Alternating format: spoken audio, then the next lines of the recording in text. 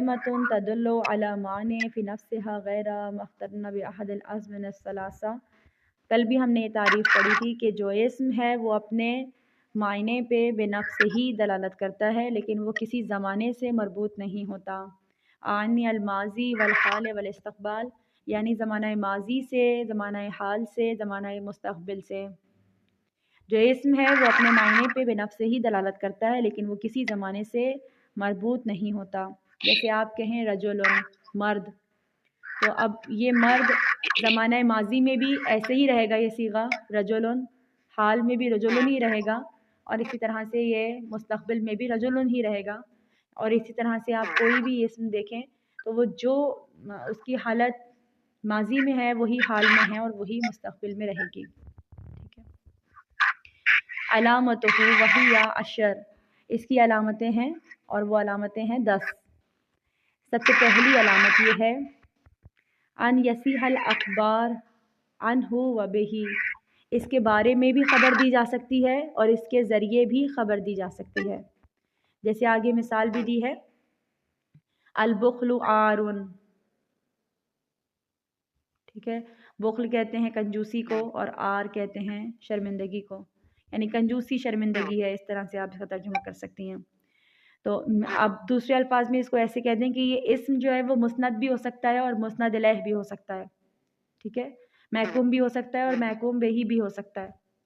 ये इस्म है, ठीक है, ये खुद भी खबर बन के आ सकता है और इसके बारे में भी खबर दी जा सकती है। देखें, जो इस्म है हमने उसकी क्या पहचान बताई कि वो मुब्तदा भी होता है और ख़बर भी हो सकता है, यानी वो मुस्नद इलैह भी हो सकता है और मुस्नद भी बन सकता है, महकूम बिही भी और महकूम भी। ठीक है, और दोबारा से लिख देते हैं, मुस्नद इलैह भी हो सकता है और मुस्नद भी हो सकता है, महकूम भी हो सकता है और महकूम बिही भी हो सकता है। ये इस्म की अलामतें हैं, इस्म की शनाख्त है। जैसे मैं यहाँ पे एक इस्म लूँ अल्लाह, ठीक है, तो ये इस्म है और इसमें कोई भी दो राय नहीं है। अब हम एक जुमला यहाँ पे ऐसे बनाएंगे जिसमें अल्लाह को मुब्तदा के तौर पे इस्तेमाल करें, अल्लाहु गफूरन। ठीक है, तो देखें यहाँ पे ये मुब्तदा है और ये इसकी खबर है और दोनों मिलके फिर जुमला इस्मिया बने हुए हैं। ठीक है, लेकिन अब मैं आपको एक और जुमले में अल्लाह जो कि इस्म है इसे खबर बना हुआ आपको दिखाती हूँ। जैसे मैं यहाँ पे लिखूँ अर्रब्बु अल्लाह, तो अब ये मुब्तदा है, ठीक है, और ये इसकी खबर है और दोनों मिलके क्या हैं, जुमला इस्मिया है। ठीक है, तो इंशाअल्लाह ताला कि आपको समझ में आ गया होगा कि इस्म जो है वो मुब्तदा भी हो सकता है और ख़बर भी हो सकता है, मुस्नद इलैह भी हो सकता है, मुस्नद भी बन सकता है, महकूम बिही भी और महकूम भी। अब हम दूसरा देखें तो इजाफ़ा, इजाफ़ा यानी कि मुज़ाफ़ होना।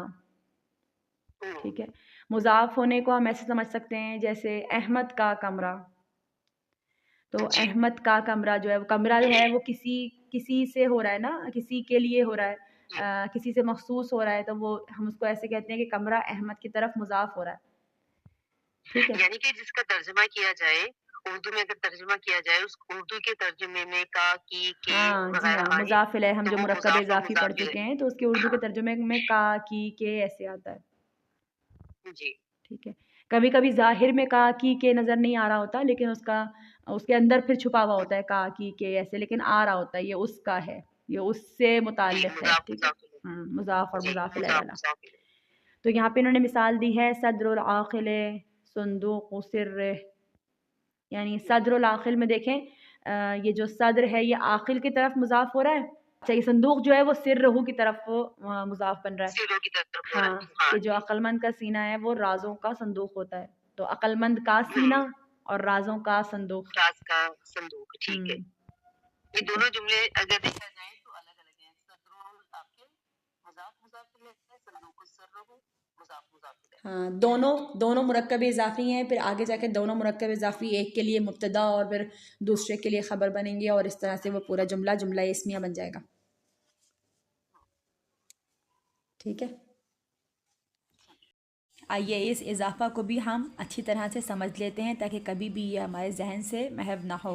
अल इज़ाफ़ा जैसे आप बनाते हैं मुरक्कब इज़ाफ़ी, تو جب بھی آپ دیکھیں کہ مرکب اضافی کہیں پہ آپ کو بنا ہوا نظر آئے تو آپ سمجھ جائیں کہ یہ بھی اسم سے بنتا ہے.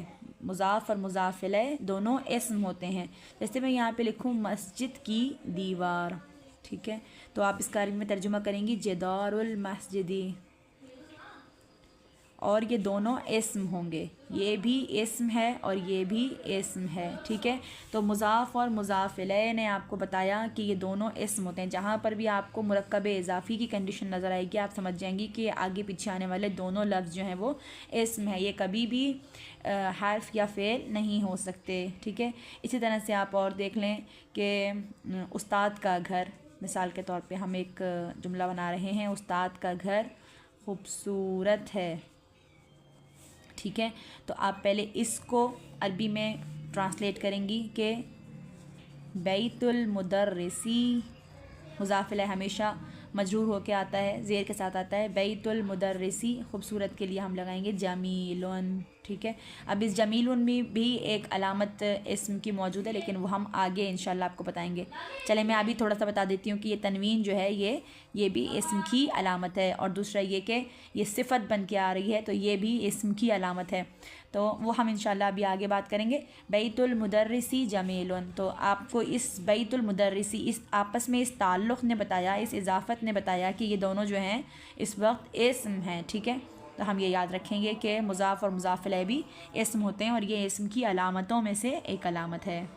صحیح ہے، ایک بار نمبر 1 سے دہراتے ہیں. ان یصیح الاخبار عنہ و بہ، اسم وہ ہے جو خبر بن کے بھی آ سکتا ہے اور اس کے ذریعے بھی خبر دی جا سکتی ہے. یہ محکوم بھی ہو سکتا ہے اور محکوم بہی بھی ہو سکتا ہے، ٹھیک ہے. جیسے بتایا گیا البخل عارٌ، کہ کنجوسی شرمندگی ہے. تو یہاں پر یہ دونوں ہی اسم ہیں، اور ایک مبتدا بنا ہوا ہے اور ایک اس کی خبر بنا ہوا ہے، ٹھیک ہے. یعنی یہ مسند بھی ہو سکتا ہے اور مسند الیہ بھی ہو سکتا ہے. سیکنڈ نمبر پہ ہم نے پڑھا اضافہ. اضافہ یعنی اضافت سے مراد یہ ہے کہ مضاف الیہ والا اضافہ، یہ کہ یہ مضاف ہو کے آتا ہے. جو بھی مضاف ہو کے آئے گا وہ یہ ہمیں پہچان کروائے گا کہ وہ اسم ہے. نمبر 3 دخول لام التعریف، لام التعریف جس میں موجود ہو. ابھی جو میں آپ سے کہہ رہی تھی کہ عاقل کے اندر بھی ایک نشانی ہے اسم کی، وہ کون سی نشانی تھی؟ لام تعریف کی. تو لام تعریف، یہ الف لام بھی بتاتا ہے کہ یہ اسم ہے. قرآن کریم میں اس کی بہت، ہم جب اب پڑھ رہے ہوں گے تو ہم دیکھ رہے ہوں گے کہ کتنے سارے اسم ہیں، والتین والزیتون، ٹھیک ہے. اور اسی طرح سے اور بھی آگے والشمس والقمر. تو یہ جہاں پہ بھی آپ کو الف لام نظر آتا جائے گا وہ سب کیا ہوں گے؟ وہ اسم ہوں گے. آگے انہوں نے مثال بھی دی المال و مادۃ شہوات، کہ مال شہوات کا مادہ ہے. اچھا، اس کے بعد ہے چوتھی الجر. یہاں پہ الجر سے مراد یہ کہ حروف جر کا شامل ہونا، کسی لفظ کے اندر داخل ہونا، وہ بھی اسم کی پہچان کرواتا ہے. جیسے لکھا ہوا ہے الظفر بالحزم وافضل الزہد اخفاء الزہد. تو یہاں پہ جو حرف جر ہے وہ بتا رہا ہے کہ یہ اسم ہے، ٹھیک ہے. حرف جر بہت سارے ہو سکتے ہیں، جیسے بالحزمی میں با جو ہے وہ حرف، کیا کہہ رہی ہیں؟ وعلیکم السلام. علم نحو کا دوسرا درس، یہ ہدایت النحو کا، بہت چھوٹا سا ہوگا، شامل رہیں، ٹھیک ہے. حروف جر آپ کو پتہ ہے کہ حروف جر ہم نے 17 پڑھے تھے. جیسے الا، من، الگ الگ بھی ہوتے ہیں نا بہت سارے، اور کچھ ہوتے ہیں بہت صرف ایک حرف کا ہونا بھی. جیسے حرف با یہاں پہ موجود ہے الظفر بالحزم، ثابت قدمی سے فتح ہوتی ہے، ثابت قدمی کامیابی ہے. الظفر و کامیابی ہے، اور بالحزم جو ہے وہ ثابت قدمی سے. یہ جو با ہے یہ سے کا معنی دے رہا ہے ہمیں اس وقت. تو یہ بھی حرف جر ہے، اور حرف جر جو ہے وہ بتاتا ہے کہ یہ لفظ اسم ہے، ٹھیک ہے. اچھا، اب دیکھتے ہیں تنوین. 5ویں پہچان ہے تنوین کا ہونا. یہ تو بالکل ہی ظاہر نشانی ہے، باقی بھی ساری خیر بہت ظاہر ہے، لیکن تنوین تو بہت ظاہر نشانی ہے. کسی بھی لفظ میں اگر تنوین لگی ہوگی تو ہم فوراً سمجھ جائیں گے کہ یہ اسم ہے. جیسے یہاں پہ لکھا ہے العلم وراثۃ کریمہ.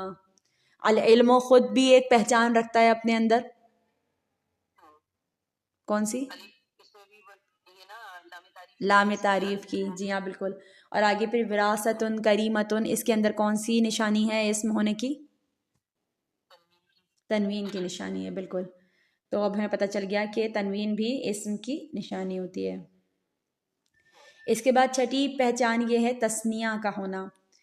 تثنیہ جیسے رجلان آگے لکھا ہوا ہے، حلق فی رجلان محب غال و مبغض، یعنی آپ نے فرمایا کہ میری محبت میں 2 طرح کے لوگ ہلاک ہو جائیں گے، ایک غالی ہوگا اور ایک ناصبی ہوگا جو بغض رکھنے والا ہوگا مجھ سے. تو رجلان، رجلان میں الف نون جو ہے تثنیہ کی علامت ہے. تثنیہ کی علامت 2 طرح سے ہمیں نظر آتی ہے، ایک دفعہ یا نون کے ذریعے بھی نظر آتی ہے، یعنی رجلین ایسے کر کے بھی آتی ہے جب وہ یعنی یہ تو مرفوع حالت ہے نا رجلان، اور جب منصوب حالت ہوگی یا دوسری والی جو حالت ہوتی ہے مکسور حالت وہ ہوگی تو پھر وہ عینی کے ذریعے اس طرح سے اس کو پروناؤنس کیا جاتا ہے. تو یہ 2 طرح سے لکھا آ سکتا ہے، ہمیں بس پہچاننا ہوگا کہ اگر تثنیہ بنا ہوا ہے تو اس کا مطلب ہے کہ اسم ہے، کیونکہ فعل تثنیہ نہیں بنتا، اسم ہی تثنیہ بنتا ہے. جب ہم گردان بناتے ہیں نا تو اس میں بھی وہ فعل تثنیہ، جیسے ہم ضربہ کی گردان بنا رہے ہیں، ضربہ ضربا ضربو، تو اس میں بھی وہ ضربہ جو ہے وہ مارنا جو ہے وہ نہیں جمع ہو رہا ہوتا، وہ فعل جمع اور تثنیہ نہیں ہو رہی ہوتی، بلکہ وہ جو اس کا فاعل ہوتا ہے وہ جمع تثنیہ ہو رہا ہوتا ہے نا. تو تثنیہ بنا ہوا ہے تو ہم سمجھ جائیں گے کہ یہ اسم ہے. اسی طرح سے اگر کوئی جمع ہے تو ہم سمجھ جائیں گے کہ وہ اسم ہے.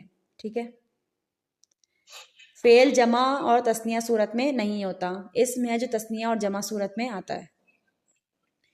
اس کے بعد ہے 8ویں علامت ہے انات. انات یعنی جب آپ مرکب توصیفی بناتی ہیں صفت اور موصوف والے، تو اس میں آپ کسی چیز کی تعریف کرتی ہیں نا، تو وہ جو تعریف ہے جیسے یہاں پہ لکھا ہوا بھی ہے قرآن مجید، تو یا الفکر و مراعۃ صافیہ، تو جو تعریف ہے نا، اگر آپ دیکھیں کہ کسی چیز کی تعریف میں آپ کوئی لفظ بولیں گے تو وہ لفظ بھی اسم ہوگا. ٹھیک ہے، ہاں وہ نعت کہلائے گا اور وہ اسم ہوگا. پھر اس کے بعد 9ویں علامت ہے تصغیر. تصغیر یعنی چھوٹا کرنا، صغیر سے ہے تصغیر، چھوٹا کرنا. اور چھوٹا کرنے کے لیے عربی میں بڑی آسان سی ایک علامت ہے کہ بس یا کو شامل کر دیتے ہیں، جیسے حسن سے حسین بناتے ہیں. ہاں جیسے قریشن رجیلن، تو جس میں بھی یا آپ دیکھیں گے نا یا آ رہا ہے، جیسے یہ عبد سے بنایا ہوا ہے عبید. ٹھیک ہے، ہاں تقریباً حسن سے حسین میں عین الفعل پہ آ رہا ہے. عین الفعل تو سین ہوا نا اس کا، پھر حسن کا عین الفعل تو سین ہے نا. عین الفعل کے بعد یہ کہیں، ہاں تو وہ تصغیر بن جائے گا. جی ہاں بالکل، مصغر ہو جائے گا، چھوٹا ہو جائے گا. ٹھیک ہے، چلیں اس کے بعد ہم دیکھتے ہیں 10ویں اور آخری علامت یہ ہے کہ الندا. جیسے آپ نے کہا یا علی، جہاں جس بھی لفظ کے آگے آپ حرف ندا لگا رہے ہیں نا، یا لگا رہے ہیں، تو آپ فوراً سمجھ جائیں کہ یا کے بعد جو لفظ آ رہا ہے وہ اسم ہے. یا علی، یا اللہ، یا محمد صلی اللہ علیہ وسلم. ٹھیک ہے، تو یہ ہو گئے ہمارے اسم کی علامتیں.